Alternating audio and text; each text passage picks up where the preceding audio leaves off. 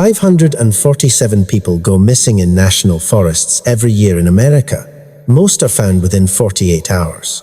Some are never found at all, but there's a third category that the Park Service doesn't like to talk about. The ones who come back different, changed, with stories nobody wants to hear and evidence nobody wants to believe. Sarah Miller became one of those people. And what happened to her in the woods outside Asheville, North Carolina? It's going to make you question everything you think you know about what's real. Now, I know what you're thinking. Another Bigfoot story, right? Some blurry photo taken at 300 yards. So grainy you could convince yourself it's anything from a bear to a guy in a gorilla suit. Yeah, no, this isn't that. Sarah didn't get a blurry photo. She got crystal clear images. High definition. The kind of evidence that should have changed everything. And you know what happened? They locked her up for it. Before I get into the deep stuff, if you're enjoying this story and want to hear more mysteries like this, make sure you hit that subscribe button and turn on notifications. We post these kinds of stories every week, diving into the unexplained, the terrifying, and the downright impossible. Your support helps us keep bringing you this content. All right, now let's get into what really happened to Sarah Miller. Let me tell you something. This story doesn't have a happy ending, but it has a real one. And sometimes, that's more important. Sarah Miller was 70 years old when this all went down, living in a small house at the edge of the Pisgah National Forest, half a mile from her nearest neighbor, surrounded by trees that stretched for miles in every direction. She'd been there for 40 years with her husband Tom until he died 5 years back. After the grief settled, she found something unexpected. She actually loved the isolation. No drama, no noise, just her garden, deer wandering through at dusk, and that endless wall of green beyond her backyard. Her 2 kids, Jake and Emma, had moved up to Toronto for work years ago. They called once a week, visited maybe twice a year. And Sarah? She had her routine, her peace, her safety. Past tense. Had. September rolled around, and everything changed. Started small, like these things always do. Garbage cans knocked over in the morning.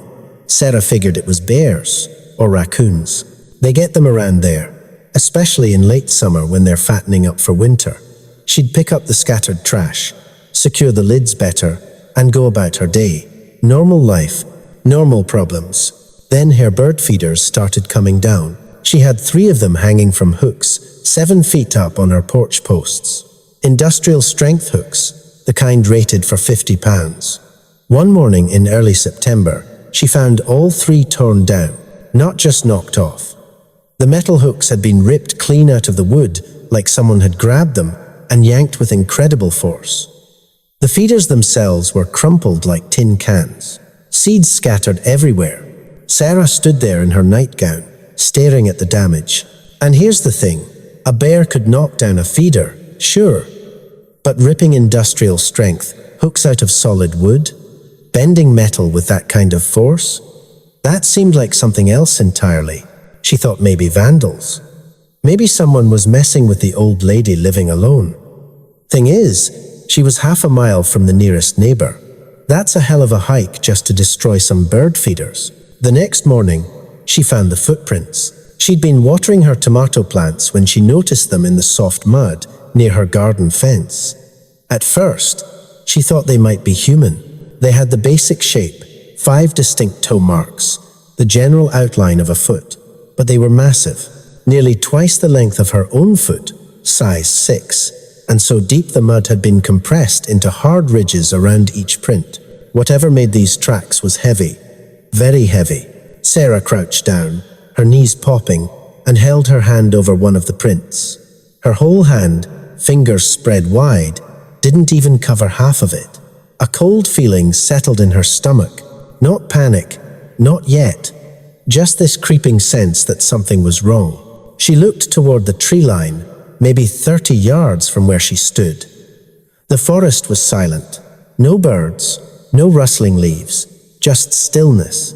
The kind of quiet that feels like the woods are holding their breath. She went inside and locked the door. That's when the smell started.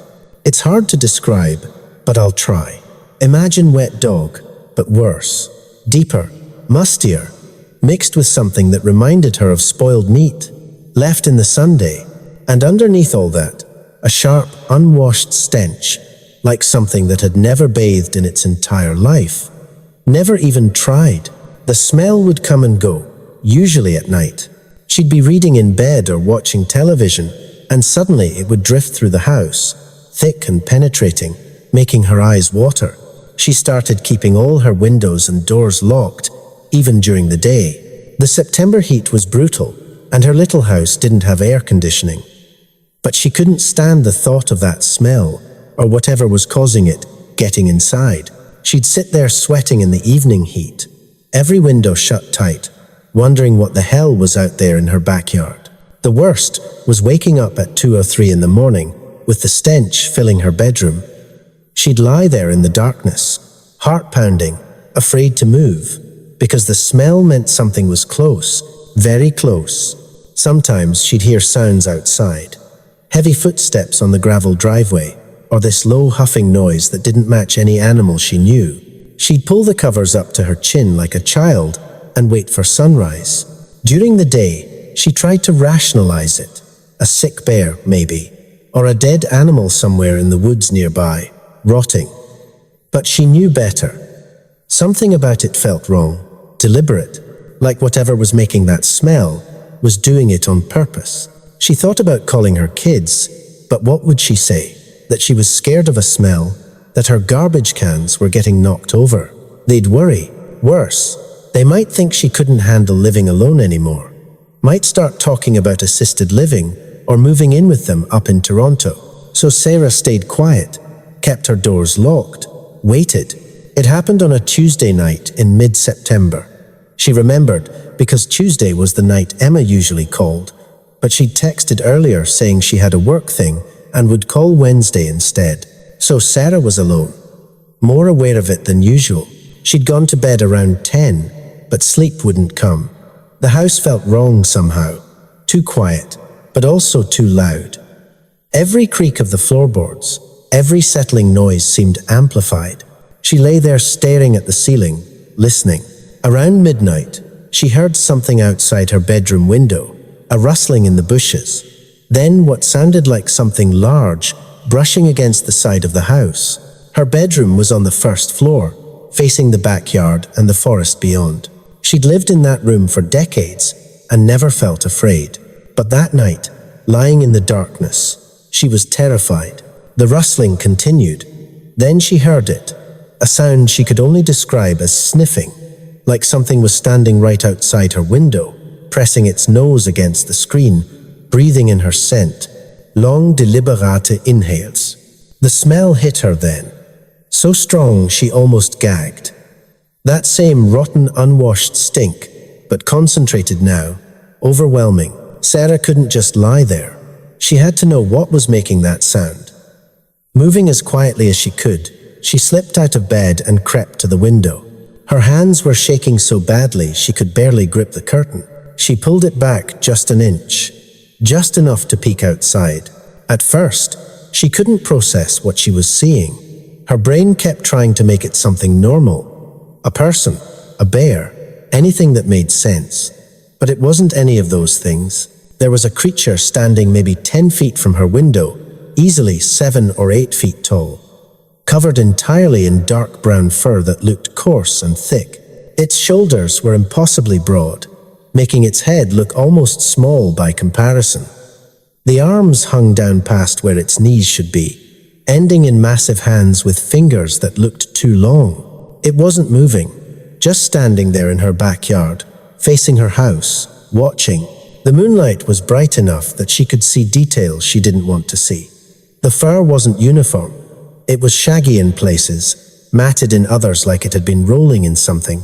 The chest was massive, barrel-shaped, and the face was the worst part.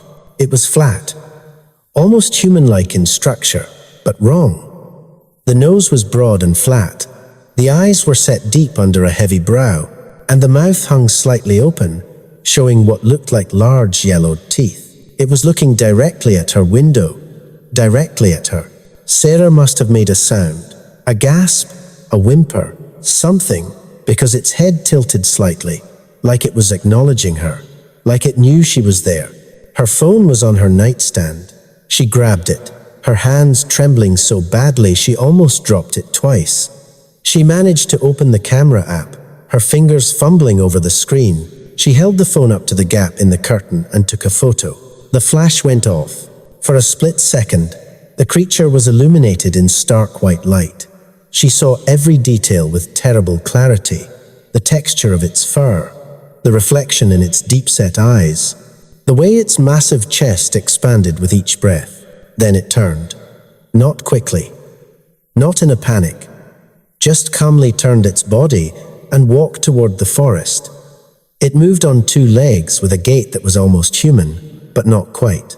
Each step looked effortless despite its size. Sarah watched it disappear into the trees. Then she stood there for what must have been an hour, phone clutched in her hand, staring at the empty backyard. When she finally looked at the photo, her blood ran cold. It was crystal clear, better than she had any right to expect from a phone camera in the middle of the night. You could see the muscle definition under the fur, the individual strands of hair on its arms, the way its weight was distributed on its feet. This wasn't blurry. This wasn't ambiguous. This was proof. She didn't sleep the rest of that night. She sat on her bed with all the lights on, staring at that photo. Every time she looked at it, she felt the same jolt of fear and disbelief. This thing had been standing in her backyard. This thing was real. Around 6 in the morning, she called Emma. Her daughter answered on the 4th ring, her voice thick with sleep. Sarah tried to explain what she'd seen. A creature, she told her. Something huge and covered in fur. It was standing right outside her window. She saw it. She took a picture. There was a long pause on the other end of the line. Emma asked if she was feeling okay, if she'd been taking her blood pressure medication. Maybe she'd had a nightmare. Those could seem very real, especially when you're half asleep. Sarah insisted she'd been wide awake, sent the photo. Another pause. Longer this time, Emma's voice changed when she spoke again.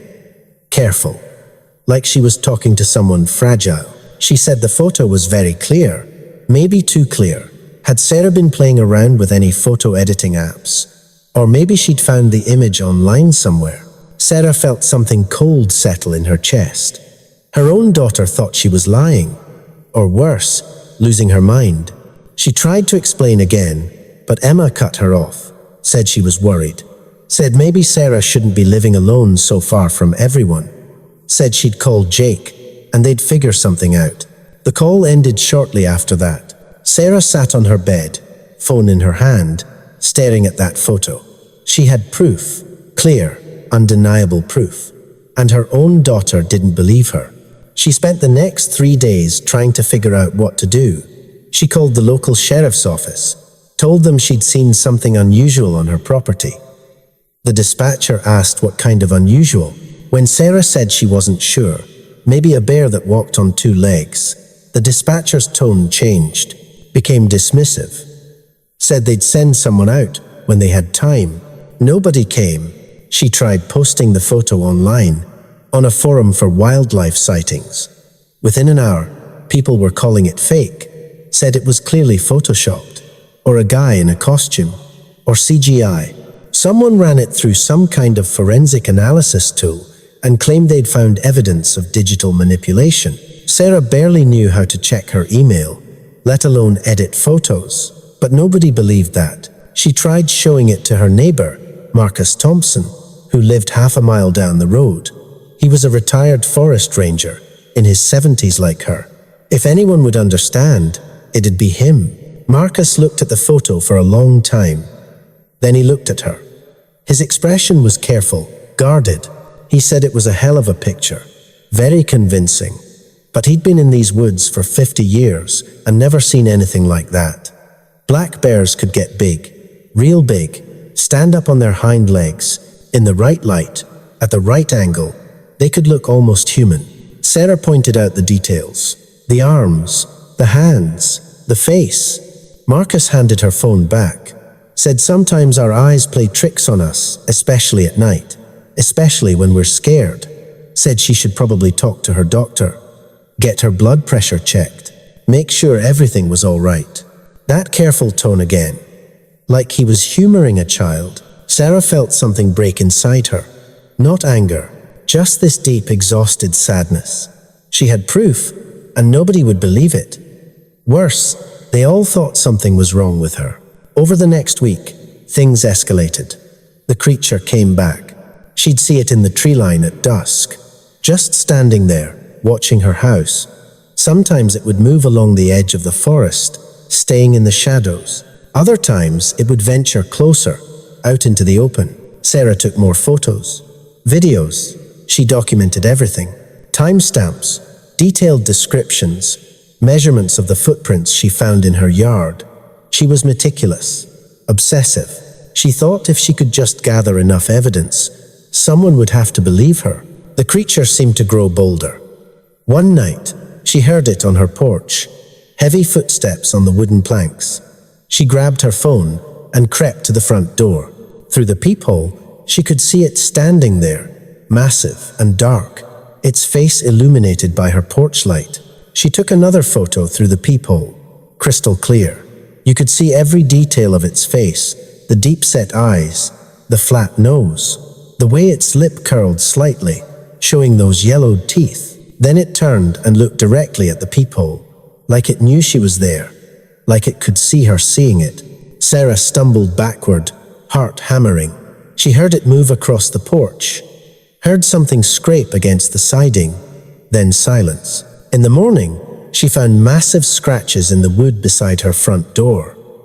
Deep gouges that went through the paint and into the wood beneath, like something had dragged its nails across the surface, just to leave a mark. She called her kids again, sent them all the photos and videos, begged them to believe her. Jake arrived 2 days later. He walked through her house, examined the scratches on the door, looked at all her evidence.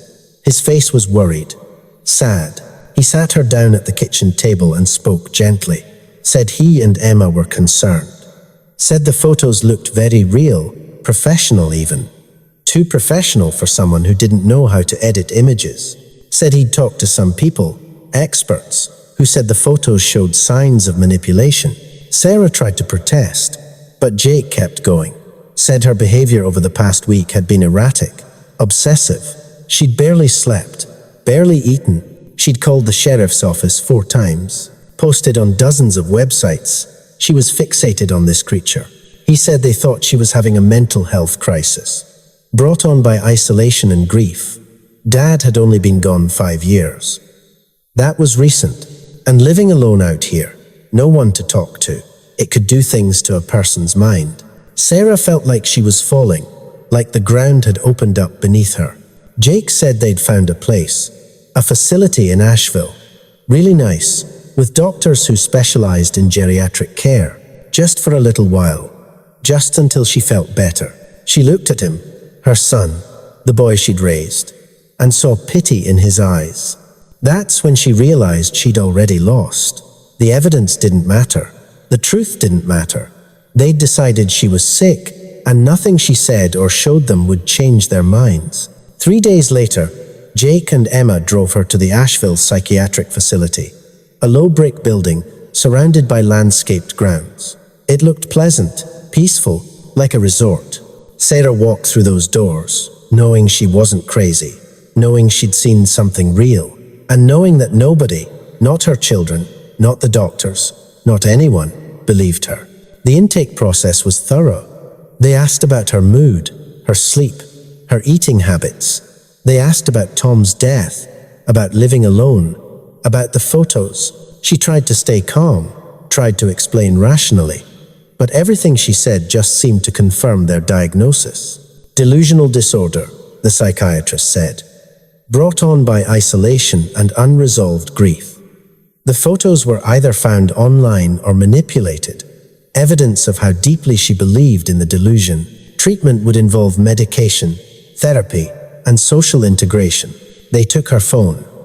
For her own good, they said. She was too fixated on those images. Sarah spent the first week in a fog. The medication made her tired, cloudy. She went through the motions, attended group therapy, talked to counselors, said the things they wanted to hear. But at night, lying in her small room with its institutional furniture and locked door, she knew the truth. Somewhere out there in the woods near her house, that creature still existed, still walked on two legs, still watched from the tree line. And she was in here. The other patients were nice enough. There was Brandon, a guy in his 50s who'd had a psychotic break after his wife left. Ashley, a woman in her 30s with severe depression. Tyler, who heard voices. They all had their stories, their struggles. Sarah listened to them during group therapy, nodded sympathetically, but she didn't share much about her own situation. What was the point? They all believed they were sick, believed they needed to be there. Maybe they did. Sarah didn't know, but she knew she didn't belong there. The therapist, Dr. Martinez, was patient and kind. She asked Sarah to talk about Tom's death, about how it felt living alone, about why she might have created this narrative about a creature in the woods. Sarah went along with it, said she'd been lonely, said maybe her mind had played tricks on her, said the isolation had been harder than she'd admitted. Dr. Martinez smiled, said that was real progress. That acknowledging the issue was the first step. But Sarah was lying. She hadn't created anything. She'd seen what she'd seen. And every time she pretended otherwise, she felt like she was betraying herself. 2 weeks into her stay, something happened that changed everything. Another patient arrived. A man in his late 40s named Connor Blake. He'd been a park ranger up in the Olympic Peninsula in Washington state. According to the whispered conversations Sarah overheard, he'd reported seeing something in the woods, had become obsessed with tracking it, had abandoned his post multiple times to search for evidence. His family had committed him after he'd spent a week camped in the forest, refusing to come home. Sarah watched him during group therapy. He was quiet, withdrawn. His eyes had this haunted look, like he'd seen something he couldn't unsee. After the session, she approached him in the common room, asked if she could sit down. Connor looked at her, and something passed between them. Recognition, not of each other, but of shared experience. Sarah asked what he'd seen in the woods. Connor was quiet for a long time. Then he spoke, his voice low. Something that shouldn't exist, he said, but does.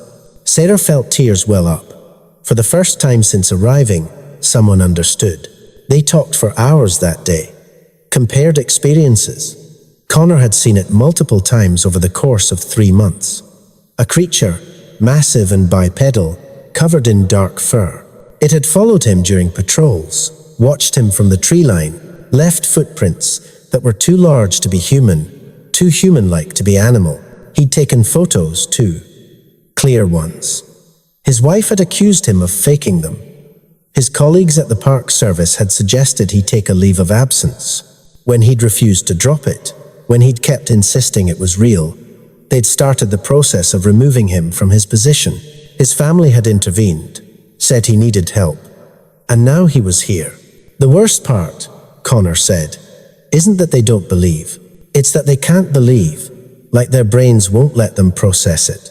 You show them proof, and they find reasons to dismiss it.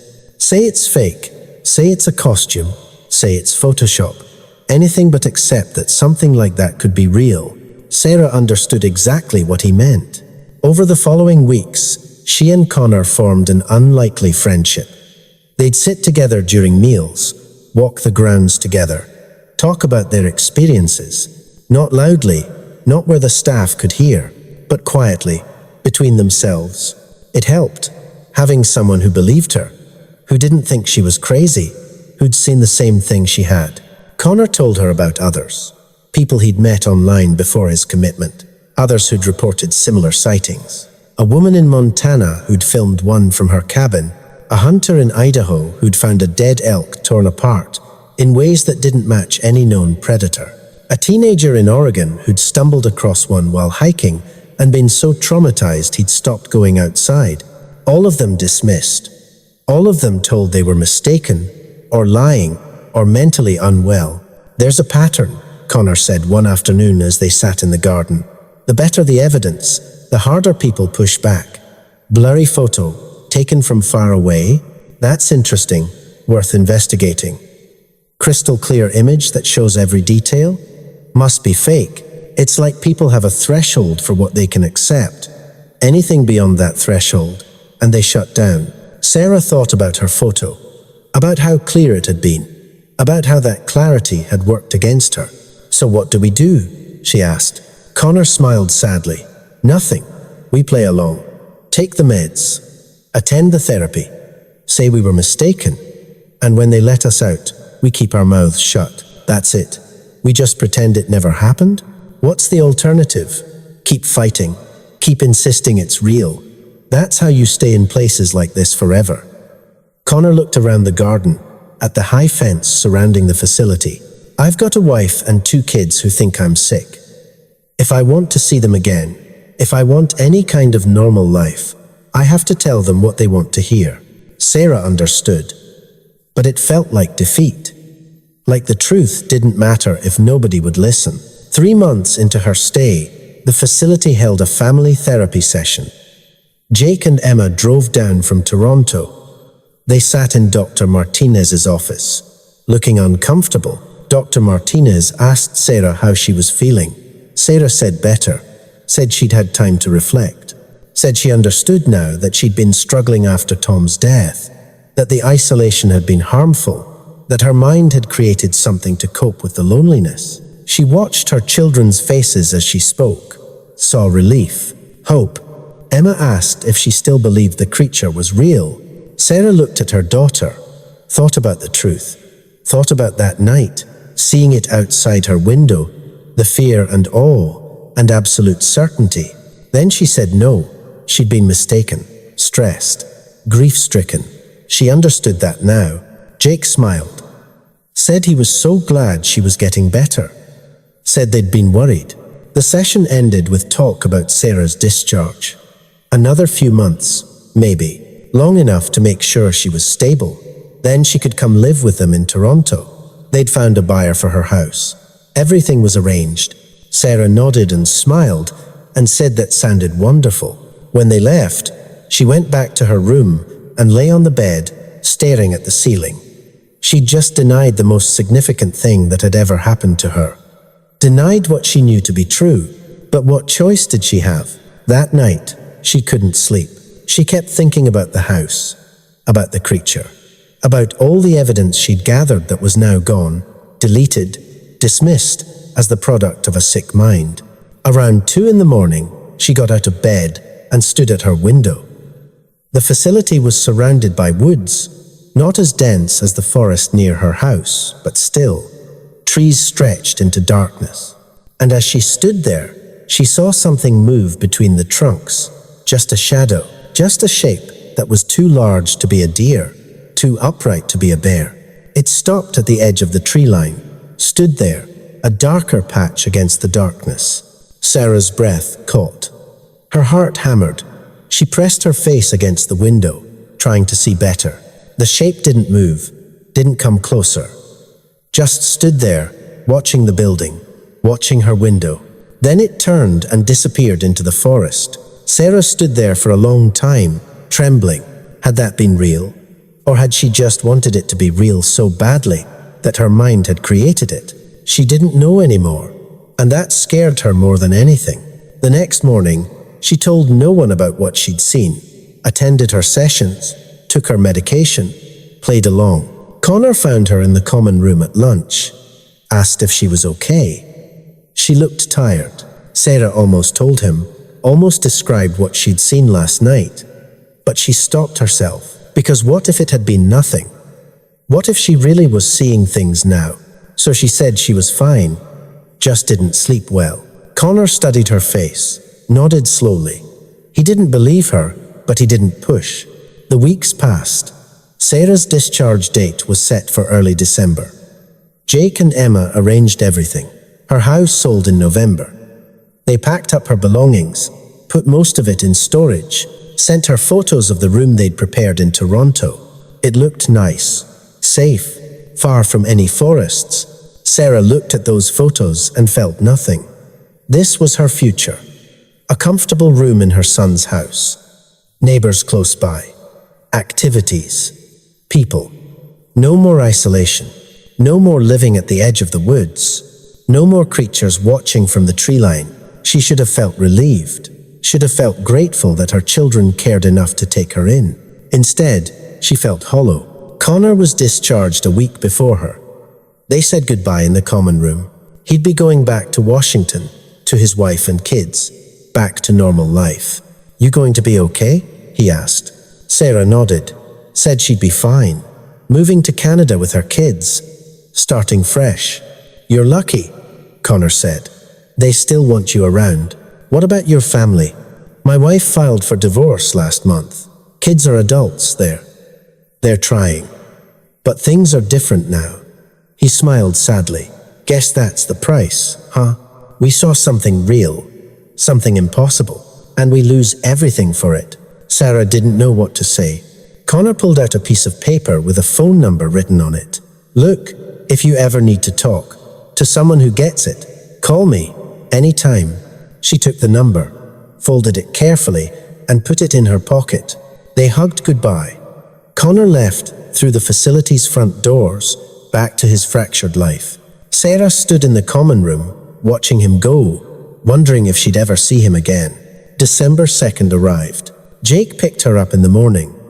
Her belongings, what little they'd brought to the facility, fit in 2 suitcases. Everything else was in storage or sold with the house. Dr. Martinez said goodbye, told Sarah she'd made wonderful progress, reminded her to take her medication, to attend follow-up appointments with a psychiatrist in Toronto, to reach out if she ever felt herself slipping back into those old thought patterns. Sarah promised she would. The drive to Toronto took 14 hours. Jake talked most of the way about his job, about Emma's kids, about their neighborhood, about all the things Sarah could do once she settled in.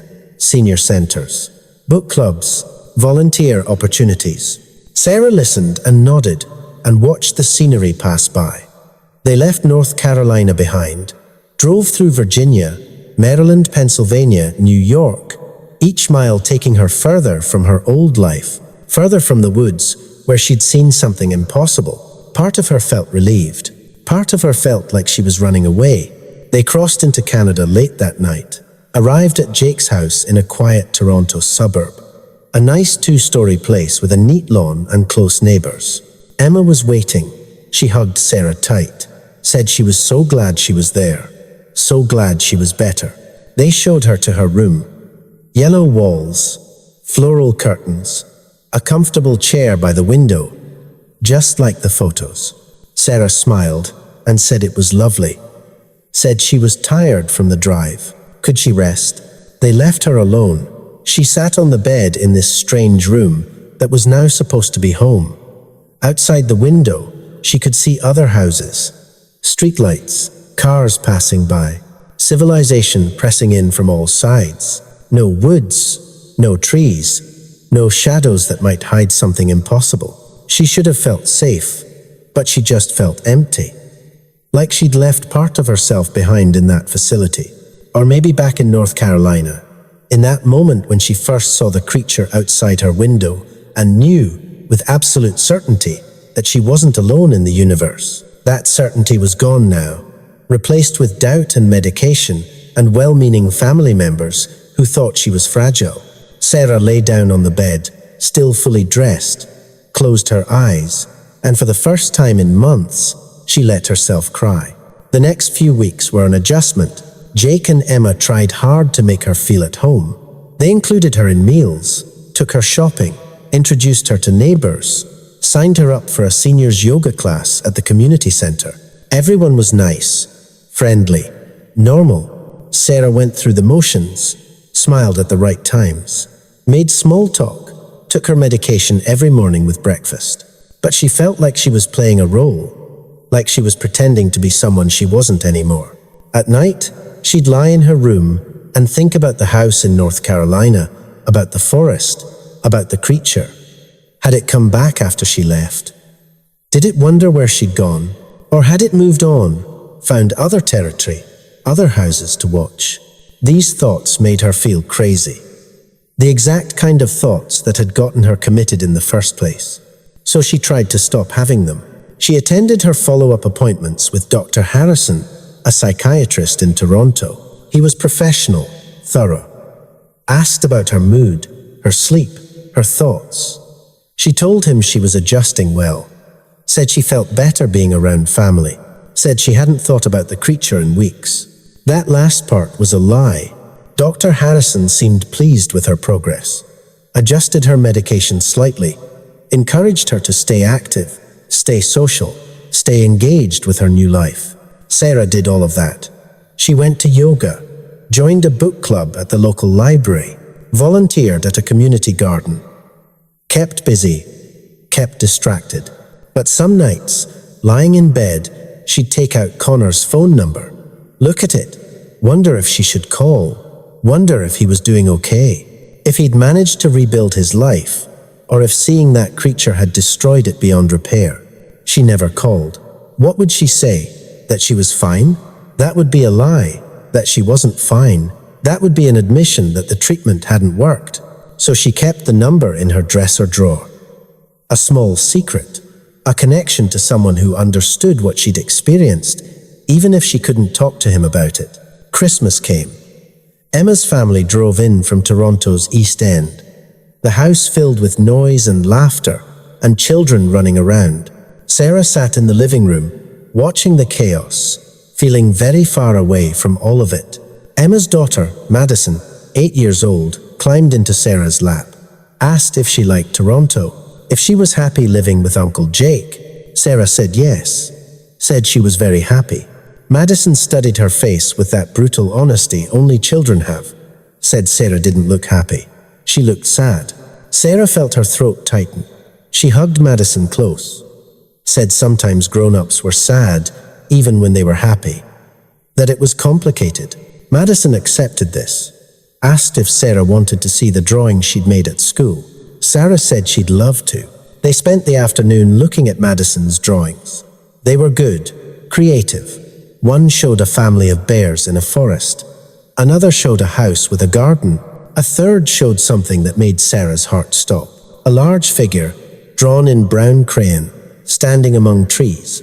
It had long arms and a broad chest, 2 legs, a human-like face. Sarah's hands shook as she held the drawing. "What's this?" she asked, trying to keep her voice steady. Madison looked at it. "That's the forest man. Mommy and Daddy took us camping last summer. I saw him watching our tent at night. But when I told them, they said it was just a bear." Sarah stared at her granddaughter. "What did he look like?" "Big, like really big, with fur all over. But he stood like a person, and his face." Madison scrunched up her nose. "It was weird. Not like a bear face. More like, I don't know, different." "Did he scare you?" Madison thought about it. "A little. But he didn't do anything. Just stood there looking. Then he left." "Did anyone else see him?" "No. Just me. Mommy said I was dreaming, but I wasn't. I was awake. I saw him for real." Sarah pulled Madison close, held her tight. Her granddaughter had seen it, had seen what Sarah had seen, and Emma had dismissed it just like she dismissed Sarah's experience. "I believe you," Sarah whispered. Madison pulled back, smiled. "Really? Really? Mommy said it wasn't real." "Sometimes grown-ups are wrong," Sarah said. "Sometimes things are real even when people say they're not." Madison seemed satisfied with this answer. She gathered her drawings and ran off to show them to her brother. Sarah sat there, hands trembling. This changed everything. Madison had seen one. A child, clear-eyed and honest, had seen exactly what Sarah had described. And Emma had done the same thing to her daughter that she'd done to Sarah. Dismissed it, explained it away, insisted it wasn't real. How many other people had seen these creatures? How many others had been told they were wrong, that they were mistaken, that what they'd experienced wasn't real? Sarah spent the rest of Christmas in a daze. She smiled when appropriate, laughed at jokes, helped with dinner, but inside, her mind was racing. That night, alone in her room, she took out Connor's number, stared at it for a long time. Then she dialed. He answered on the third ring. "Connor? It's Sarah. Sarah Miller. From the facility." There was a pause. "Sarah. Hey, how are you doing?" She didn't know how to answer that. "I'm in Toronto, living with my son." "How are you?" "I'm okay. Back in Washington.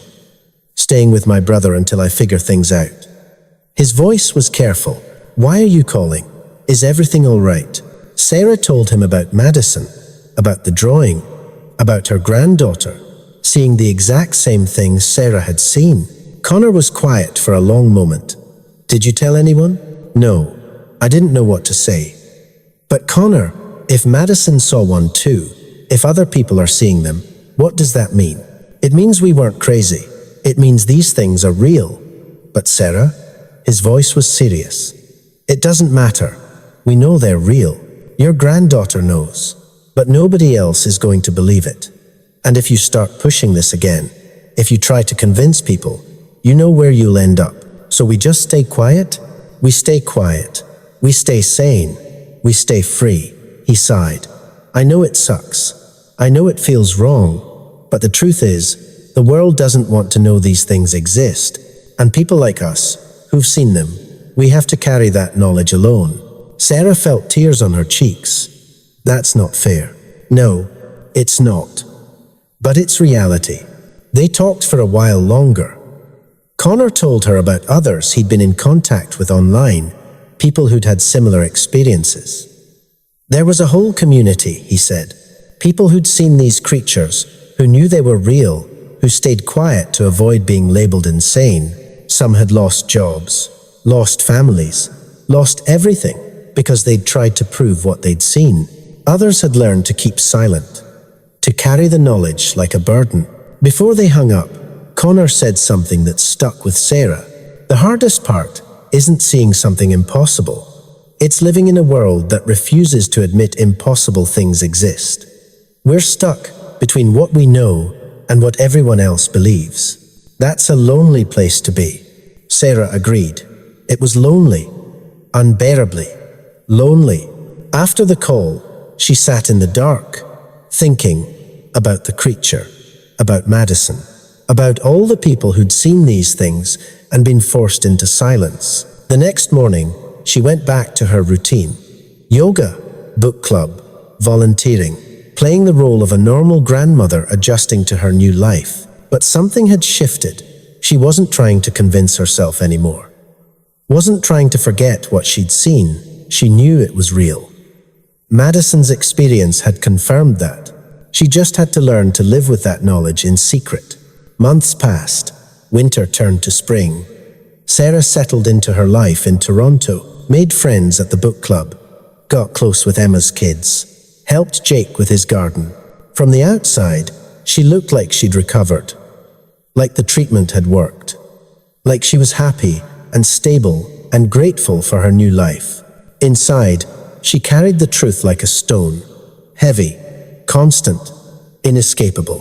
Sometimes she'd see something on the news, a hiker gone missing in a national forest, mysterious footprints found in remote areas, grainy footage that people dismissed as fake. Each time, she'd wonder, was it connected? Had others seen what she'd seen? But she never spoke up, never commented, never tried to share her experience. She'd learned her lesson. In June, Emma invited her to go camping, a family trip to Algonquin Provincial Park, a few hours north of Toronto. Emma's husband had booked a campsite near a lake. The kids were excited. Sarah's first instinct was to say no, to make an excuse. The thought of going back into the woods, of being surrounded by trees and shadows, made her anxious. But Emma insisted, said it would be good for her, said the fresh air and nature would be healing. So Sarah agreed. They drove up on a Friday afternoon. The park was beautiful, dense forests, clear lakes, the sound of loons calling across the water. The campsite was well maintained. Other families nearby, rangers patrolling, civilized wilderness. Sarah tried to relax. The kids ran around exploring. Emma and her husband set up the tents. Jake started a fire. Everything was normal, fine. But as the sun set and shadows lengthened between the trees, Sarah felt that old familiar tension creeping back. That sense of being watched. She told herself she was being paranoid, that the woods were just woods, that she was safe. But she couldn't shake the feeling. That night, lying in the tent next to Jake, she couldn't sleep. The sounds of the forest seemed amplified.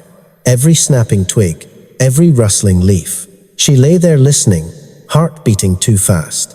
Around 2 a.m, she heard something. Footsteps. Heavy, deliberate footsteps moving through the campsite. Sarah froze, held her breath. The footsteps stopped near their tent. She could hear breathing. That same low huffing sound she remembered from North Carolina. Then the smell hit her. That rot, that musk. Unmistakable. She wanted to scream, wanted to wake Jake. But terror held her frozen. The breathing continued for what felt like hours. Then, finally, it moved away. The footsteps receded into the forest. Sarah lay there until dawn, rigid with fear. When light finally filtered through the tent, she almost wept with relief. In the morning, Jake asked if she'd slept okay. She said fine, didn't mention what she'd heard. They spent the day at the lake. The kids swam. Emma and her husband grilled lunch. Everything was pleasant, normal. But Sarah kept scanning the tree line, waiting. That second night was worse. The creature came back. Closer this time. She could hear it moving around the camp, investigating. At one point, something brushed against the tent, and Sarah had to bite her lip to keep from crying out. In the morning, she found footprints near the picnic table. Massive, deep, exactly like the ones she'd seen in North Carolina. She stared at them, hands shaking. Then she looked around. No one else was up yet. Quickly, she grabbed a stick and swept dirt over the prints. Erased them. If anyone saw them, there would be questions, panic. The trip would be ruined. And Sarah would be right back where she started, trying to convince people of something they didn't want to believe. Better to stay quiet. Better to pretend she'd seen nothing. They packed up that afternoon. Emma asked if Sarah had enjoyed the trip. Sarah said yes, said the nature had been lovely. On the drive back to Toronto, Madison climbed into the back seat next to Sarah, whispered that she'd seen the forest man again. Last night, standing by the lake, Sarah's blood ran cold. Did you tell your parents? Madison shook her head. They don't believe me, but he was there. I saw him. Sarah took her granddaughter's hand, squeezed it. I believe you. Madison smiled. I know you do, Grandma, because you've seen him too, right? Sarah nodded slowly. Yes, I have. Is he scary? Sometimes, but I don't think he wants to hurt us. I think he's just there, existing, like we are. Madison seemed to accept this. She leaned against Sarah's shoulder and fell asleep. Sarah sat there, holding her granddaughter, thinking about truth and belief and the impossible things that exist in the spaces most people refuse to look. Back in Toronto, life returned to normal. Sarah didn't mention the camping trip, didn't talk about what she'd heard or what Madison had seen. She went to her appointments, took her medication, maintained the facade of recovery. But something had changed. She wasn't fighting anymore, wasn't trying to prove anything. She'd accepted that she lived in two realities now. The one everyone else believed in, where creatures like that didn't exist, and the one she knew was true, where they did. Learning to balance those realities was the real challenge. Harder than seeing the creature in the first place. Harder than being committed. Harder than anything. Because it meant living with a truth she could never fully share, never fully express. A truth that would mark her as insane if she spoke it out loud. One night in July, she was sitting in Jake's backyard, watching the sunset. The neighbors were having a barbecue. Music drifted over the fence. Laughter. Normal sounds. Jake came out, handed her a glass of wine, sat down next to her. You seem good, Mom, he said. Really good. Better than you have in a long time. Sarah smiled. I feel good. Toronto's been good for me. I'm glad." He paused. "Emma and I were worried, back when you were seeing things. We didn't know what to do. I know, you did the right thing. I needed help." Jake looked relieved. "Do you ever think about it? About those photos?" Sarah sipped her wine, chose her words carefully. "Sometimes, but I understand now that I was going through something. Grief and isolation can do strange things to a person's mind. Yeah, that's what the doctor said." Jake put his hand on hers. "I'm just glad you're past it. Glad you're here with us." "Me too," Sarah said, and part of her meant it. But another part, the part that had seen something impossible and knew it was real, grieved. Not for the creature, not for the truth that nobody would believe. For herself, for the person she'd been before all this. The person who'd lived alone at the edge of the forest and felt safe. The person who'd thought the world was predictable and knowable. That person was gone. Replaced by someone who carried secrets, who lived between realities, who understood that truth and belief were not the same thing, and that the gap between them could destroy you. August came. Sarah celebrated her 71st birthday. Jake and Emma threw a small party. Friends from her book club came. Neighbors. Emma's kids made cards. It was nice, sweet, normal. Sarah blew out the candles on her cake and made a wish, not for people to believe her, not for vindication, just for peace, for the ability to carry this knowledge without it crushing her. Later that night, alone in her room, she took out her phone. She'd gotten a new one, but she'd managed to recover her old photos from the cloud before the facility had permanently deleted them. She looked at the image she'd taken that night in North Carolina. The creature standing in her backyard, clear as day, undeniable proof. Except it wasn't. Because nobody believed it. Nobody wanted to believe it. Sarah thought about deleting it, about letting go of that last piece of evidence. Maybe that would help. Maybe then she could truly move forward. Her finger hovered over the delete button, but she couldn't do it. Because deleting it would feel like admitting it hadn't been real, like betraying herself and what she knew to be true. So she kept it, hidden in a folder on her phone. A secret, her secret. The months passed. Fall arrived. The leaves in Toronto changed colors. Sarah continued her routine, continued playing the role of a recovered patient, a grateful mother, a stable person. And she was stable. In her own way, she'd found a balance. She carried the truth silently, acknowledged it only to herself and, occasionally, in whispered conversations with Madison when no one else was listening. Her granddaughter was the only other person in her life who understood, the only other one who'd seen and knew. They had an unspoken agreement. They believed each other. They kept each other's secrets. It wasn't perfect.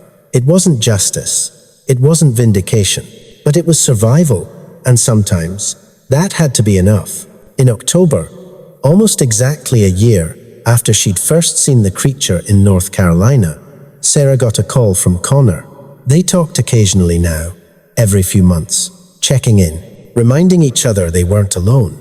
He told her he'd gotten a new job, construction work, nothing related to the forest. He was rebuilding his life. His kids were speaking to him again, slowly, carefully, but it was progress. "How are you doing?" he asked. Sarah looked around her room. The yellow walls, the floral curtains, the safe, comfortable prison of her new life. "I'm okay," she said. "I'm managing." "Good, that's good." Connor paused. "You still have the photos?" "Yeah, me too. Can't bring myself to delete them." "Same." They were quiet for a moment. Two people who'd seen something impossible and paid the price for it. Two people who carried proof that would never be believed. "You ever regret it?" Sarah asked. "Taking the photos? Trying to prove it?" Connor thought about it. "Sometimes. If I hadn't documented it, maybe I'd still have my wife, my job, my old life." But then, he trailed off. "But then you'd always wonder," Sarah finished. "You'd always doubt what you saw." "Exactly. At least this way. I know. I have proof. even if nobody else believes it. I know I'm not crazy. The photos confirm that. Sarah understood. That's why she kept her photos too. Not for anyone else, for herself. To remind herself that she'd seen something real, something true. They said goodbye. Hung up. Sarah sat in her room, thinking about proof and truth, and the ways people deceive themselves to maintain comfortable worldviews. The world didn't want to know these creatures existed, so the world explained them away, called the witnesses crazy, dismissed the evidence as fake, maintained the illusion of a knowable, controllable reality. And people like Sarah and Connor and Madison, people who'd seen the truth, they learned to stay quiet, to protect themselves, to survive in a world that punished honesty about impossible things. November arrived, then December. A year since she'd been discharged from the facility. A year of living in Toronto, playing her role, maintaining the facade. She'd survived. That's what mattered. But sometimes, late at night, she'd stand at her window and look out at the suburban street, the neat houses, the streetlights, the absolute absence of wilderness. And she'd miss it, the isolation, the forest, the feeling of standing at the edge of the unknown, because that's what seeing the creature had given her, even as it took everything else away. A glimpse of something beyond the ordinary, beyond the explained, a reminder that the world was stranger and more mysterious than most people ever realized. And Sarah knew, deep in her bones, that she'd never see one again. Not here in Toronto, surrounded by civilization. These creatures lived in the wild places, the in-between spaces where humans rarely ventured. She'd left that world behind, had to survive. But she'd never forget what she'd seen there. Never stop believing it was real. That had to be enough. Her truth, her knowledge, her secret. On Christmas Eve, the family gathered again. Madison ran up to Sarah, excited. She'd been to the museum, seen an exhibit on cryptozoology. They'd had a section on Bigfoot. They said most sightings are fake, Grandma, but they said some people really believe they've seen one. Madison lowered her voice. Do you think those people really saw the forest man, like we did? Sarah smiled, pulled her granddaughter close. Yes, sweetheart. I think some of them did. I think there are a lot of people who've seen things they can't explain. Things that are real, even if nobody believes them. Why doesn't anyone believe them? Because believing would mean accepting that the world isn't as safe and understood as we like to think. It's easier to dismiss the witnesses than to accept that something unknown is out there. Madison considered this seriously. That seems mean. It is mean. But it's also human nature. People are scared of things they can't control or explain. Are you still scared, Grandma, of the forest man? Sarah thought about it. Not scared, exactly. More. Aware. Aware that there are things in this world that we don't fully understand. That's not a bad thing to know, even if it's uncomfortable. Madison nodded. She seemed satisfied with this answer. Later, after the kids had gone to bed and the adults were cleaning up, Emma pulled Sarah aside. Madison's been asking questions about camping again, she said. About the things she thought she saw. I hope she hasn't been bothering you with that stuff. She hasn't been bothering me, Sarah said carefully. I just worry. She has such an active imagination. I don't want her getting scared of the woods or thinking there are monsters out there. There aren't monsters, Sarah said truthfully. Just things we don't fully understand yet. Emma looked uncertain. Right. Well. Anyway, thanks for being patient with her. For not encouraging the stories. Sarah smiled, said nothing, because she wasn't encouraging stories. She was acknowledging truth. But Emma wouldn't understand the difference. Couldn't understand. So Sarah stayed quiet, as she'd learned to do. That night, lying in her bed, Sarah thought about the year that had passed. All the things that had happened. All the things she'd lost and learned. She wasn't the person she'd been before. Could never be that person again. Seeing something impossible changed you, fundamentally, irreversibly. But she'd survived. Found a way to carry the truth without letting it destroy her.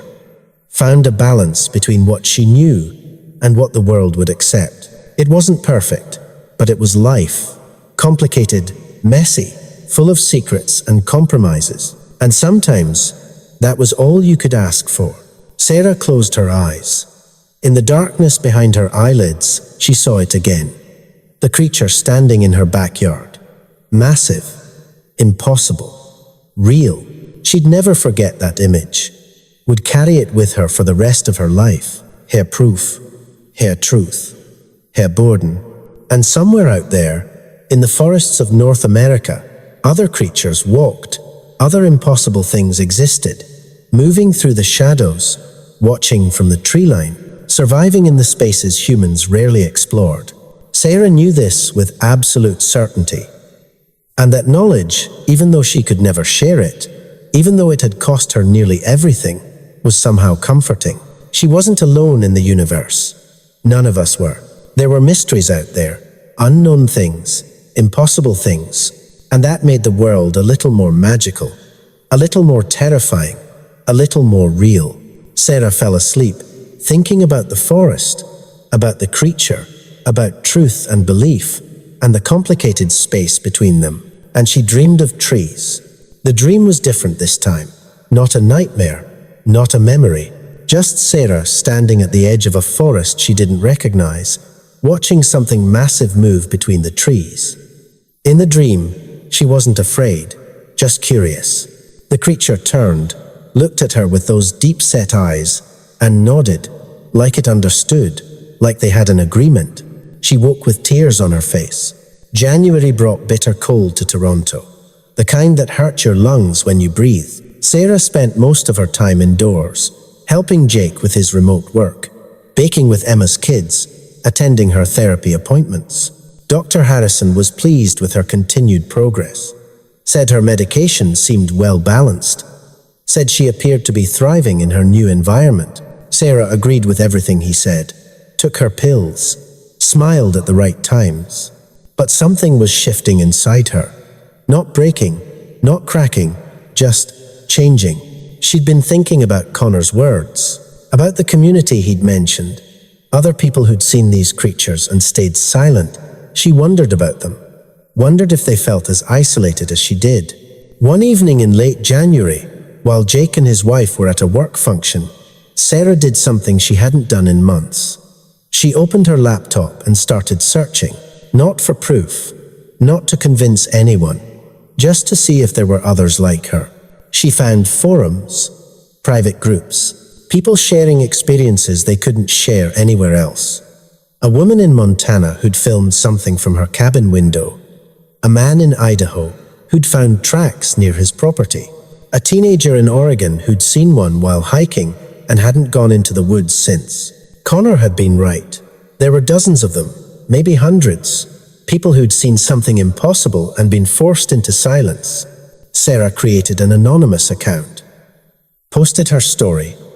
No photos, no identifying details, just her experience. Within an hour, she had responses. People who believed her, people who'd experienced similar things, people who understood. For the first time in over a year, Sarah didn't feel alone. She started checking the forum regularly, reading other people's accounts, offering support, receiving it in return. It became a lifeline, a place where she could be honest about what she'd seen without fear of being labeled insane. One user, someone with the handle Pacific Watcher, sent her a private message, said they'd seen her post, said their experience sounded similar to hers, asked if she'd be willing to talk. Sarah hesitated. But then she thought about Connor, about how much it had helped to know someone else who understood. She agreed. They arranged a phone call. Pacific Watcher turned out to be a woman named Lauren Walker, 42, living outside Seattle. She'd had an encounter 3 years ago, multiple sightings over the course of several months. She'd told her husband, her friends, shown them photos. Nobody believed her.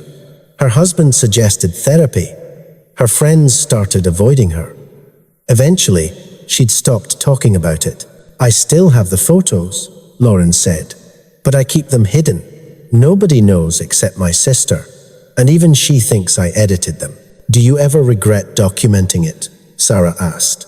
Every day, Lauren said, but also no, because without the photos, I'd doubt myself. I'd wonder if I really saw what I saw. The evidence keeps me sane, even if showing it to anyone else makes them think I'm insane. Zara understood completely. They talked for 2 hours, comparing experiences, discussing the creature's behavior, the way they moved, the way they watched, the intelligence behind their actions. What do you think they want? Sarah asked. Lauren was quiet for a moment. I don't think they want anything from us. I think they're just trying to exist, like we are. But we've pushed into their territory, built houses where they used to roam freely, so sometimes our worlds overlap.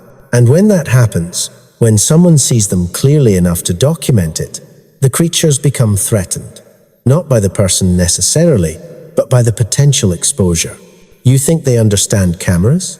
I think they're smart enough to know that certain behaviors from humans mean danger. They've probably been avoiding us for generations. The ones who weren't careful enough, who let themselves be seen too clearly, probably got killed or driven out. Natural selection, but for hiding from humans. Sarah thought about the creature standing outside her window, the way it had looked directly at her, the way it had turned and walked away after she took the photo, calm and deliberate. So we're the threat, Sarah said. Not them. Maybe. Or maybe it's mutual. Maybe we're both just scared of what we don't understand. After the call, Sarah sat in her room for a long time, thinking. She'd spent the past year viewing the creature as something alien, something other. But Lauren's perspective reframed it. These things were just animals. Highly intelligent, yes. Mysterious, absolutely. But still just creatures, trying to survive in an increasingly human world. The thought made her sad. For them, for herself, for the impossible situation they were all in. February passed, then March. Sarah continued her routine, continued her secret conversations with the online community, continued balancing her two realities. She was getting better at it. The facade felt more natural now, less like lying and more like code switching. She could be stable, recovered Sarah around her family, and honest, knowing Sarah in the privacy of her own mind and in the anonymous spaces online. It wasn't perfect, but it was sustainable. In April, something happened that shook her carefully constructed balance. Madison came to visit, just her and Emma. Jake was away on business. They spent the afternoon at a museum, then came back to the house for dinner. While Emma was cooking, Madison pulled Sarah aside. Her face was serious. "Grandma, I need to tell you something." "But you can't tell Mom." Sarah's stomach tightened. "What is it, sweetie?" "I've been having dreams about the forest man. Every night for like 2 weeks now. He's trying to tell me something, but I can't understand what." Sarah crouched down to Madison's level. "What happens in the dreams?" "I'm in the woods, and he's there, watching me. He points at something, but when I look, I can't see what he's pointing at. Then I wake up. Does he seem angry? Dangerous?" Madison shook her head. "No, he seems worried, like he wants me to know something important." Sarah's hands were shaking. She tried to keep her voice steady. "Have you told your mom?" "No. She'd just say they're nightmares, that they're not real. But Grandma, they feel real, like he's actually trying to communicate with me." Sarah pulled Madison into a hug, held her tight. Her granddaughter was 8 years old and carrying the same burden Sarah carried. Seeing things nobody would believe, knowing truths she couldn't share. "I believe you," Sarah whispered, "and I want you to know that's okay. The dreams, the things you see, they're real. But Madison, you have to be careful who you tell. Most people won't understand. They'll worry about you. They might even try to take you to doctors who will tell you it's all in your head." Madison pulled back, looked at Sarah with serious eyes. "Like they did with you?" Sarah nodded. "Like they did with me. That's not fair." "No, it's not, but it's reality. So we have to be smart. We have to protect ourselves. Can you do that?" Madison nodded slowly. "Will the dreams stop?" "I don't know, sweetheart. But if they keep happening, you can talk to me about them. Anytime, I'll always believe you. Promise? Promise. They hugged again. When Emma called them for dinner, they went to the table like nothing had happened.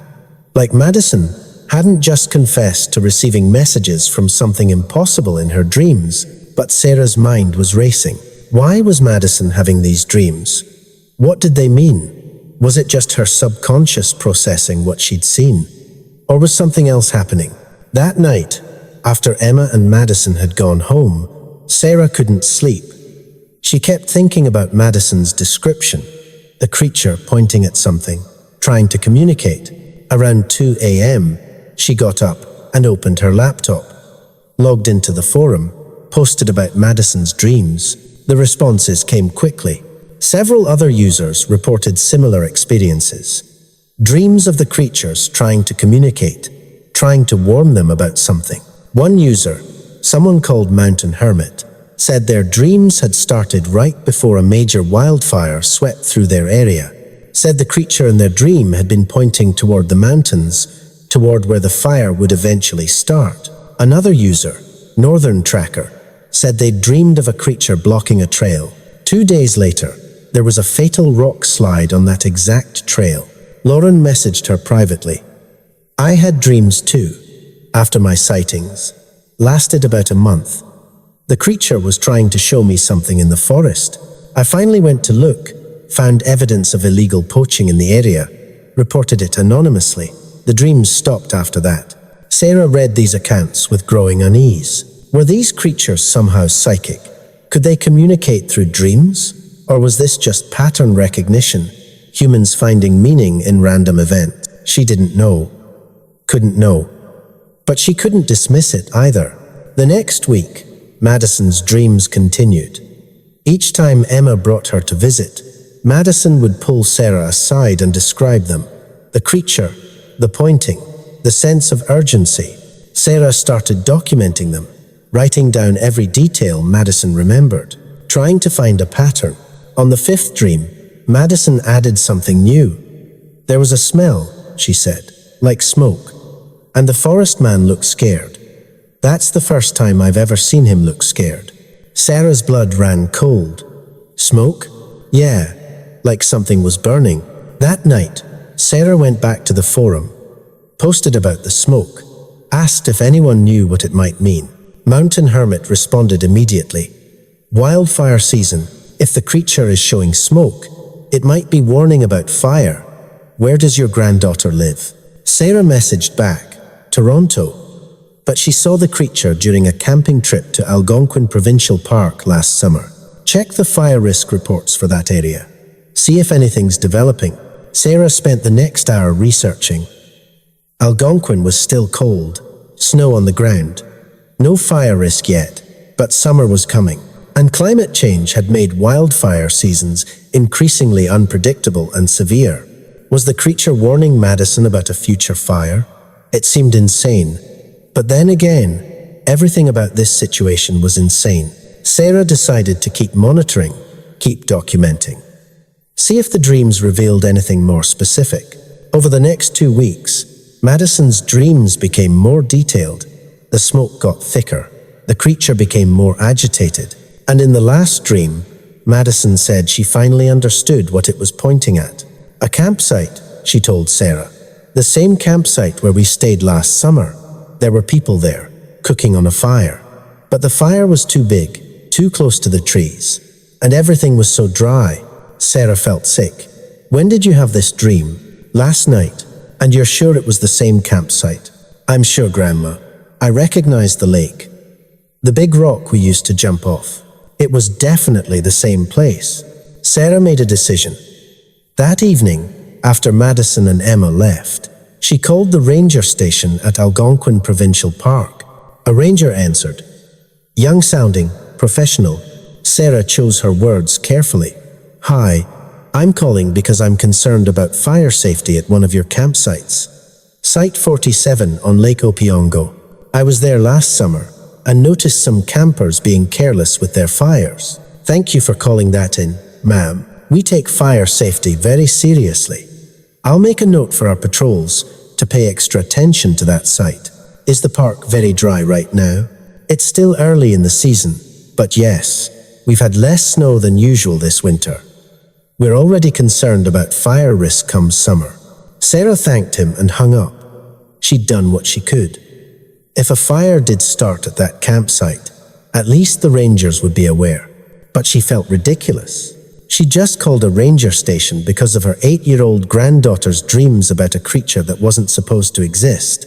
And yet, if there was even a chance the warning was real, wasn't it worth looking foolish? She thought about Connor, about Lauren, about all the others on the forum who carried these impossible experiences. They'd all had to make similar calculations. Balance skepticism with belief, practicality with intuition. It was exhausting. Madison's dreams stopped after that. She told Sarah she'd had one final dream where the creature nodded at her like it was satisfied. Then nothing. Sarah didn't know what to make of it, chose not to overthink it, filed it away with all the other inexplicable aspects of this situation. May arrived. Then June. Summer came to Toronto, bringing heat and humidity. Sarah continued her routine. Book club, volunteering, therapy, maintaining the balance, but she was restless. She'd been in Toronto for over a year now, settled, stable, safe, and she hated it. Not the city itself, not her family, but the artificiality of it all. The pretense, the constant code switching between who she was and who everyone thought she was. She missed her house in North Carolina, missed the forest, missed the solitude, missed living in a place where impossible things could happen, and she didn't have to pretend they couldn't. She mentioned this once to Dr. Harrison during a session, carefully, framed it as nostalgia for her old home, not as anything concerning. Dr. Harrison asked if she'd thought about visiting, just a trip, with family, to say goodbye to the place properly. Sarah said she'd think about it, but she knew she wouldn't. Going back would be too hard, too complicated, too dangerous for her carefully maintained stability. In July, Lauren called her. They'd been talking regularly now, every few weeks. I saw one again, Lauren said. Her voice was shaking. Last night, in my backyard. First time in almost 3 years. Did you get a photo? No, I was too scared, too shocked. By the time I thought to grab my phone, it was gone. Lauren paused. Sarah, I don't know if I can do this again. The hiding, the secrets, the fear. I barely survived it the first time. Do you want to tell someone? Your husband? God, no. He'd have me committed. Just like your kids did to you. Lauren's voice broke. I'm so tired, Sarah. Tired of carrying this alone. Sarah understood.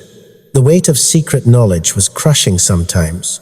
Even with the online community, even with people who believed you, it was isolating. Come visit, Sarah heard herself say.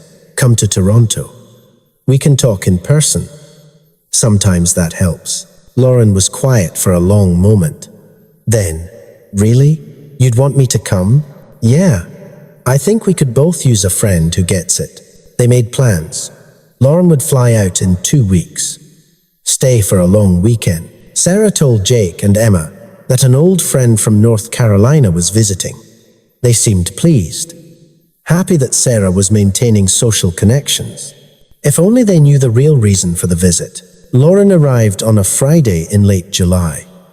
She was tall, athletic-looking, with tired eyes that Sarah recognized in her own mirror. Eyes that had seen too much and couldn't unsee it. They hugged at the airport like old friends, even though they'd never met in person. Jake picked them up, made small talk on the drive back. Lauren was good at pretending. She talked about her work as a software engineer, her hobbies, normal things. Nobody would suspect the experiences she carried. That evening, after Jake and his wife went to bed, Sarah and Lauren sat in the backyard with wine. The neighbor's barbecue was long over. The street was quiet. Thank you for this, Lauren said. I didn't realize how much I needed it. Me too, Sarah admitted. Sometimes the isolation is worse than the fear. They talked for hours. comparing experiences, sharing theories, discussing the online community. It felt good to speak openly, to not have to measure every word. Do you ever wonder why us? Lauren asked. Why we saw them clearly when so many other people just get glimpses? Sarah had thought about this a lot. Maybe we were just unlucky. Wrong place, wrong time. Or maybe there's something about us, something that made us more willing to look, to really see. Or maybe they chose us. Maybe they wanted certain people to know they exist. To what end? Lauren shrugged. I don't know. Witnesses? Ambassadors? Warnings? Maybe they're trying to communicate that they're here, that we need to stop destroying their habitat. But they're smart enough to know that mass revelation would be catastrophic. So they choose individuals, people who see them clearly enough to document them, but who won't be believed. Sarah considered this. It was a conspiracy theory, basically, but not an unreasonable one. So we're chosen to carry proof that will never be accepted. Exactly. We become living evidence, and our punishment for being chosen is isolation and disbelief. That's incredibly depressing. Yeah. Lauren drank her wine, but also kind of beautiful, in a twisted way. We know something almost nobody else knows. We've seen something extraordinary. Most people live their entire lives never experiencing anything truly inexplicable. We did. That means something, even if we can't share it. Sarah thought about Madison. My granddaughter sees them too, has dreams about them. Lauren's eyes widened. She's so young, 8 years old, and already carrying secrets. Already learning that truth doesn't equal belief. Sarah felt tears coming. I hate that for her. She should get to be a kid, not this. Maybe she's stronger than we think. Kids are resilient, and she has you, someone who believes her. That's more than most of us had. It was true. Sarah hadn't had anyone who believed her, not at first. It had made everything so much harder. I try to protect her, Sarah said. Teach her when to speak up and when to stay quiet. But I worry I'm teaching her to be dishonest, to deny reality. You're teaching her to survive, Lauren said firmly. That's different. The world isn't fair. It punishes honesty about certain things. You're helping her navigate that. There's nothing wrong with that. They sat in silence for a while. The summer night was warm. Fireflies blinked in the darkness. Do you think they're out there now? Sarah asked. Watching someone? Probably. The world's a big place. There are a lot of forests, a lot of remote areas. And if there's one thing I've learned from the forum, it's that these encounters are happening all the time. Most people just don't talk about them. Sarah thought about all those silent witnesses. All those people carrying impossible experiences alone. We should do something. Create something more than just a forum. Something that could actually help people. Like what? I don't know. A support network. Resources for people who've had encounters. Ways to document experiences without going public. Something that acknowledges the reality of this without forcing people into situations where they lose everything. Lauren nodded slowly. That could work. A database? Maybe. Anonymous reports. Patterns. The forum's great, but it's disorganized. Something more structured could be valuable. They spent the rest of the weekend planning. They'd create a website. Anonymous submission forms for encounters. Resources for dealing with the aftermath. Information on how to protect yourself, both from the creatures and from the consequences of reporting them. They'd call it the Witness Project. It felt good to have a purpose. To channel their experiences into something productive, something that could help others. When Lauren left on Sunday, they hugged goodbye like real friends now, bound by shared experience and shared mission. We'll make this happen, Lauren said. For Madison, for Connor, for everyone else out there who feels alone. Sarah nodded. For all of us. Over the next 2 months, Sarah and Lauren worked on the Witness Project in their spare time. Lauren handled the technical side, building the website and database. Sarah focused on content, writing resources, and guides based on her own experience. They recruited others from the forum. Connor joined, offering his perspective as a former park ranger. Mountain Hermit contributed information about environmental patterns. Northern Tracker helped develop a classification system for different types of encounters. By September, they were ready to launch. The website went live with a simple mission statement: a safe space for those who've witnessed the impossible. You are not alone. You are not crazy. You are believed. Within a week, they had 50 submissions. Within a month, 200 people sharing their experiences, their evidence, their struggles with disbelief and isolation. Sarah read every submission. Each one was a variation on her own story.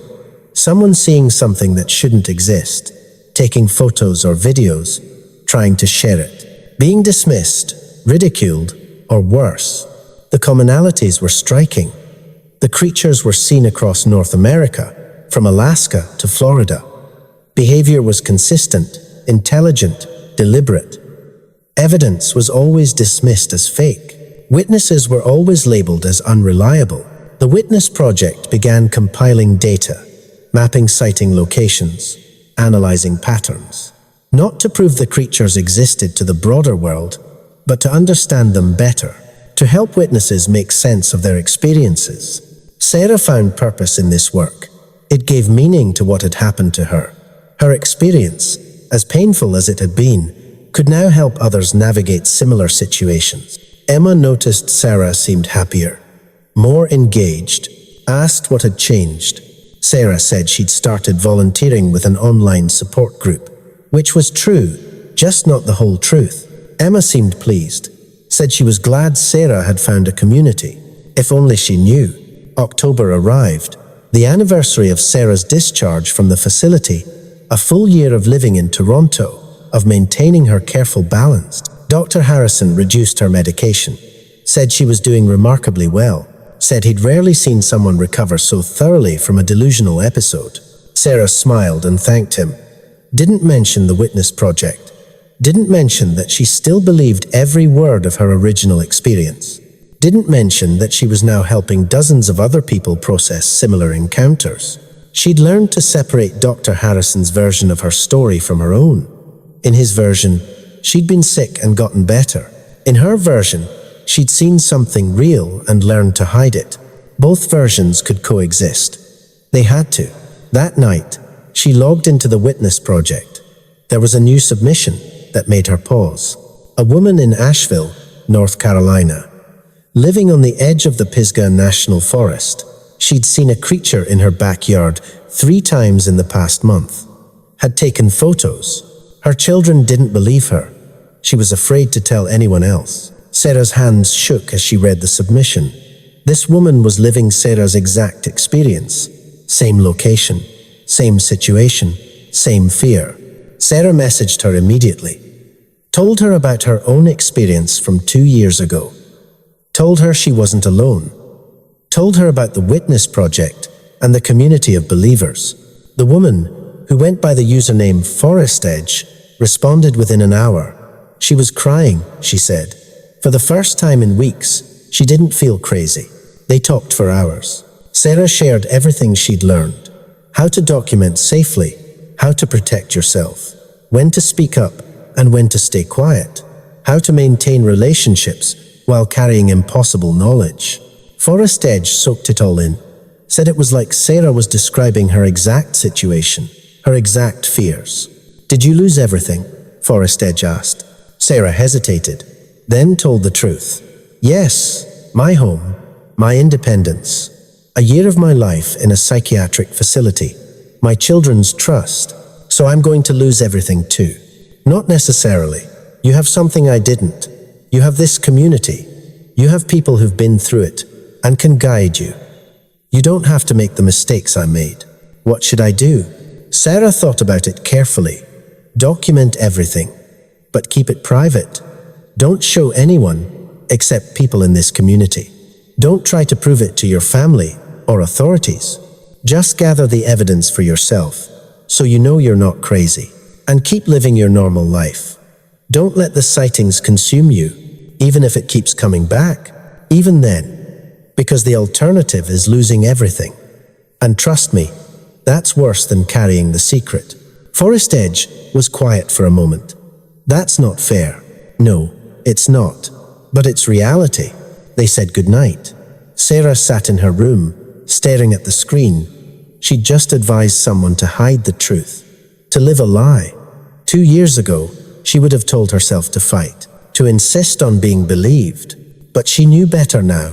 Fighting meant losing. Hiding meant surviving. It was a bitter lesson, but a necessary one. Over the following months, Sarah became a mentor of sorts within the Witness Project. People would message her for advice, for support, for validation.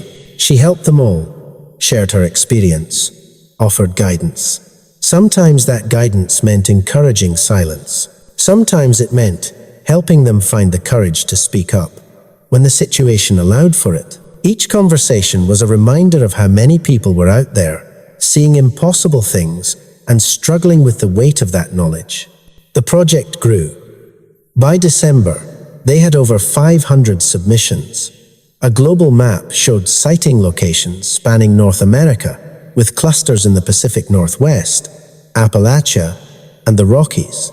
Exactly where you'd expect, if these creatures were real and adapted to deep wilderness. Connor called on Christmas Eve. Did you see the latest analysis? The patterns are undeniable. These things have territories, migration routes, seasonal behaviors. This isn't random. This is a species. A species nobody wants to acknowledge exists, Sarah said.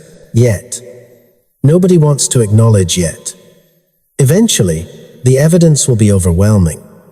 Eventually, science will have to accept it. Sarah wasn't so sure. She'd learned that evidence didn't matter if people weren't willing to see it. Maybe. Or maybe we'll always be dismissed as crazy. You're getting cynical in your old age, Connor said, but his tone was affectionate. I'm being realistic. They talked about his life. He'd reconciled with his daughter. She didn't believe his story, but she'd accepted that he believed it. That was progress. Sarah was happy for him. Some relationships could survive this. Not all, but some. After the call, Sarah sat with Jake and his family, watching the kids open presents. Madison caught her eye and smiled. A secret smile, a knowing smile. Her granddaughter understood things most 8-year-olds didn't. Carried knowledge most 8-year-olds shouldn't have to carry. But she seemed okay, happy, even. Maybe because she had Sarah. Maybe because she'd never been forced to choose between truth and acceptance the way Sarah had. That night, alone in her room, Sarah opened her phone, looked at the photo she'd taken 2 years ago. The creature in her backyard, still crystal clear, still undeniable. She'd looked at this photo hundreds of times, but tonight, she saw something new. In the background, at the edge of the tree line, there was a smaller shape. She'd never noticed it before. She zoomed in. It was another creature. Not as large, maybe juvenile. There were 2 of them. There had always been 2. Sarah felt her breath catch.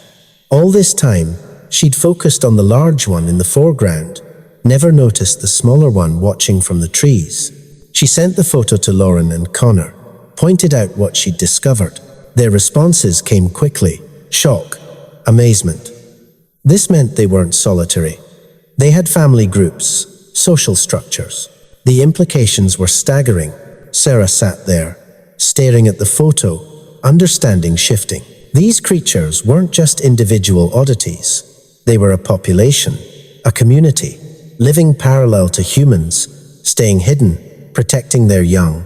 The one that had approached her house hadn't been a random individual. It had been protecting its offspring, making sure the human who'd noticed them understood they were there, that they were real, that they were a family. Sarah felt tears on her face. She'd spent 2 years viewing that encounter through a lens of fear and loss. But maybe it had been something else entirely. Maybe it had been communication, one parent to another, acknowledging shared existence. She posted the discovery on the Witness Project. Within hours, other witnesses were re-examining their own photos and videos, finding similar details they'd missed, small shapes in backgrounds, multiple sets of footprints, evidence of family groups. The database expanded, the understanding deepened. These weren't monsters or cryptids. They were people, not human, but people. Living, thinking beings with families and territories and complex social structures. The revelation changed everything and nothing. The world still wouldn't believe. Science still wouldn't acknowledge. Witnesses still had to hide their experiences. But for those who knew, who'd seen, who believed, it mattered. Understanding the creatures better meant understanding their own experiences better, made the encounters less frightening and more meaningful. January came again. Another year in Toronto. Another year of stability and secrets. But Sarah felt different now. Not broken, not defeated. Changed, yes. Carrying burdens, absolutely. But also carrying knowledge that felt precious rather than punishing. She'd seen something extraordinary. She'd documented it. And now she was helping others navigate similar experiences. That meant something, even if the broader world never acknowledged it. Madison turned 9. She'd stopped having dreams about the creatures months ago, but she still talked to Sarah about them sometimes, still drew pictures, still asked questions. Sarah answered honestly, shared what she'd learned from the Witness Project, taught Madison that mystery and knowledge could coexist, that not everything needed to be explained to be real. Do you think we'll ever see one again, Grandma? Sarah considered this. I don't know, sweetheart. Maybe, but even if we don't, we know they're out there, and that's enough. Is it? Enough, I mean. It has to be. Madison seemed to accept this. She was growing up fast, becoming wise beyond her years. The weight of secret knowledge aged you, Sarah had learned, but it also made you resilient. In February, Forest Edge messaged Sarah with an update. She was still in her house in North Carolina, still seeing the creature occasionally. But she'd stopped being afraid, stopped trying to prove it to others. Instead, she'd started leaving food out, small offerings, just to acknowledge their shared existence. The creature had started leaving things in return, rocks arranged in patterns, sticks bent in specific ways. Strange gifts from something that wanted to communicate but couldn't speak. I think we have an understanding now, Forest Edge wrote. It knows I see it. I know it's there. And we're both okay with that.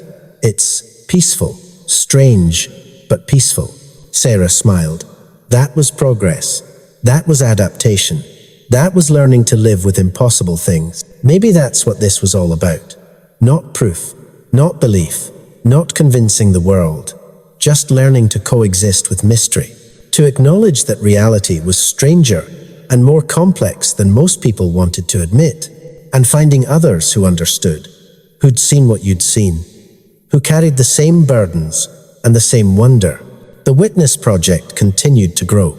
By spring, they had over 1,000 submissions. Lauren had partnered with a data scientist from the forum to create visualizations, heat maps of sightings, timeline analyses, behavioral pattern predictions. It was becoming something significant, not public, not official, but real. Connor suggested they eventually publish their findings, not to mainstream media or scientific journals, but somewhere, a book, maybe, or a documentary, something that could reach people who were ready to listen. Sarah wasn't sure. Publishing meant exposure, meant risk. But maybe that was the next step. Maybe eventually, the accumulated evidence would be impossible to dismiss. Or maybe not. Maybe they'd always be a fringe group, believers in something the world refused to acknowledge. Either way, they'd have each other, and the truth. That was more than Sarah had 2 years ago. More than she'd ever thought she'd have after losing everything. In April, on the anniversary of Forest Edge's first sighting, Sarah received a package. No return address, just her name and Jake's address.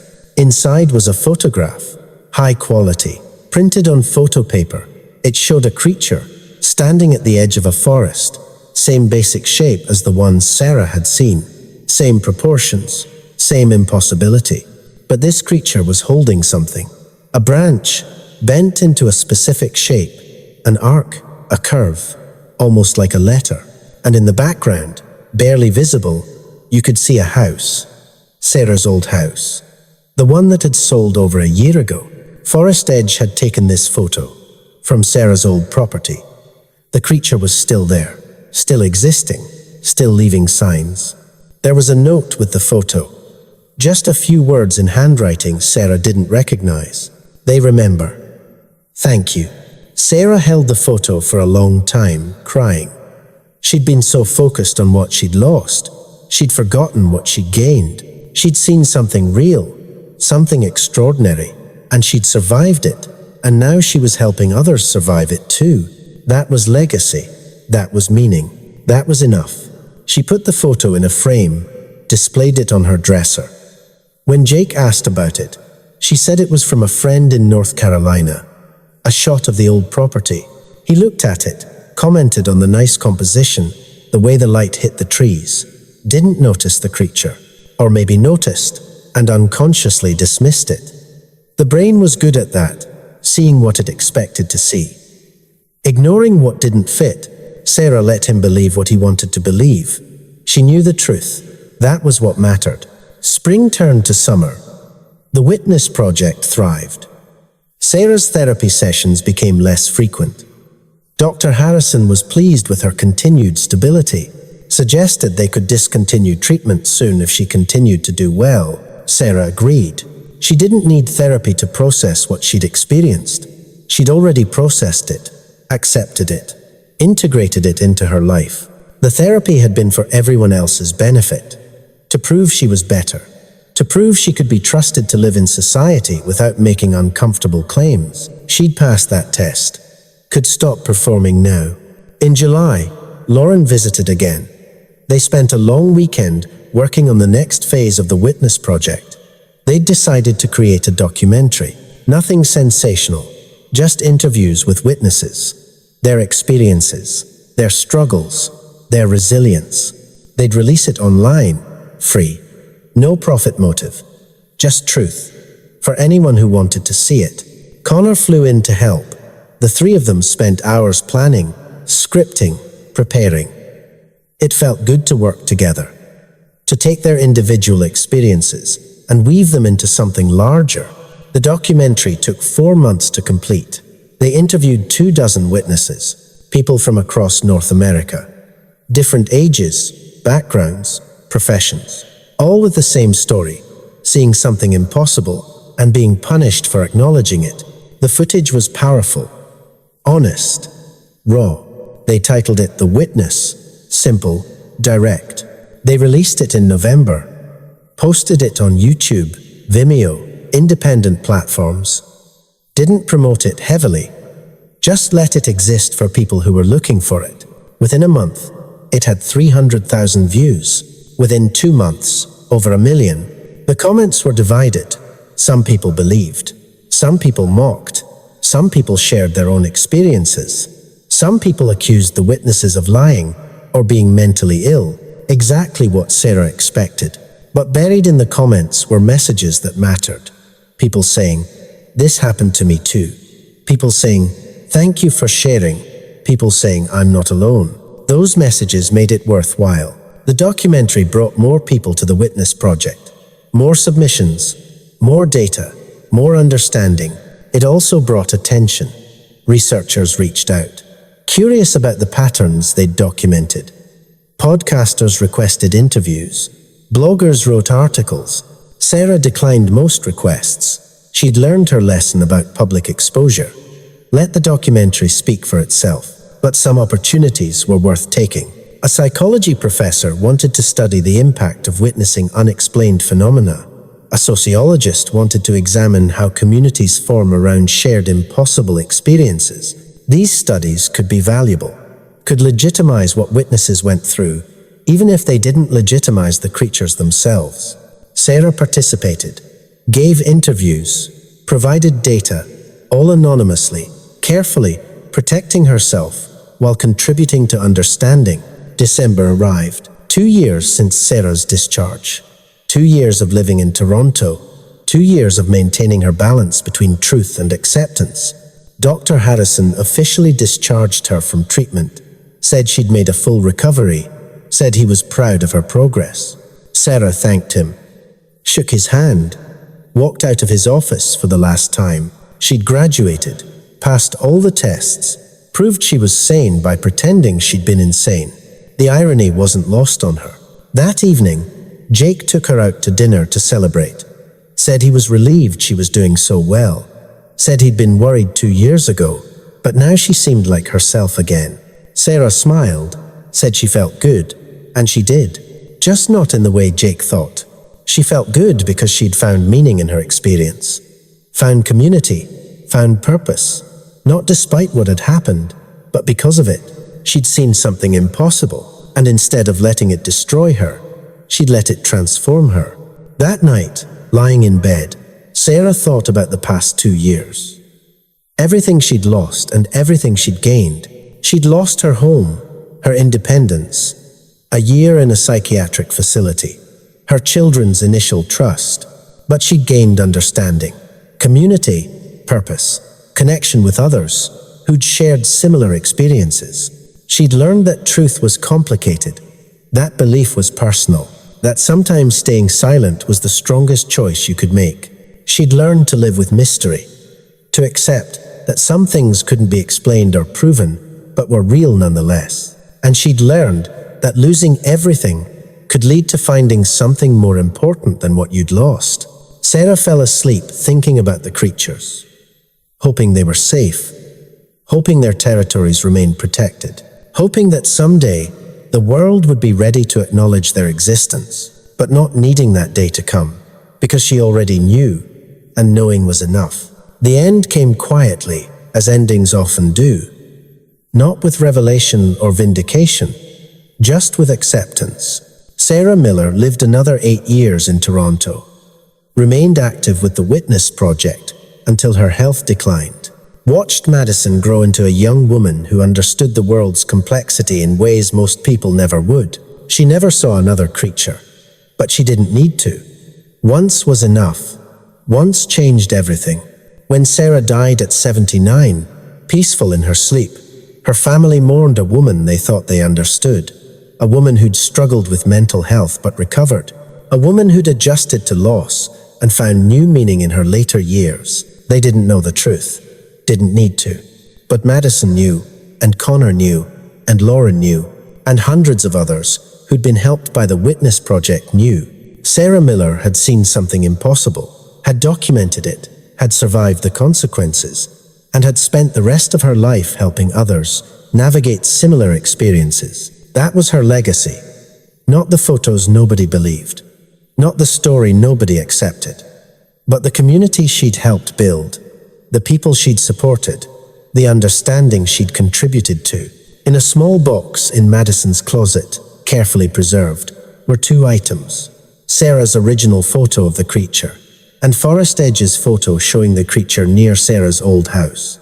Madison would keep them safe, would pass them to her own children someday, along with the story of her grandmother who'd been brave enough to see truth and smart enough to protect herself while sharing it. The creatures remained in the forests, still watching, still existing, still parallel to humanity, and scattered across North America.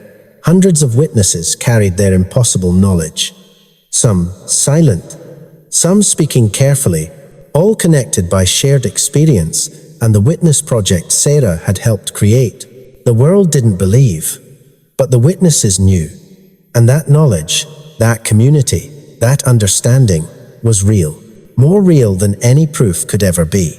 And somewhere in the woods of North Carolina, near a house that had once belonged to an old woman named Sarah Miller, a large creature moved through the trees. It paused at the edge of a clearing, looked toward distant lights, and continued on its way, existing, surviving, remembered, just like Sarah.